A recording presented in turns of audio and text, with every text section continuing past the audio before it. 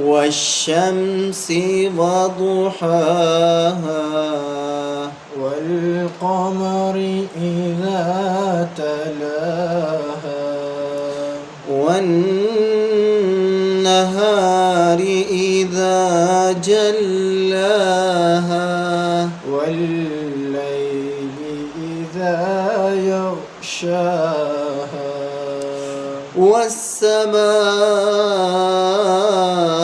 وما بناها والأرض وما طحاها ونفس وما سواها فألهمها فجورها وتقواها قد أفلح من زكاها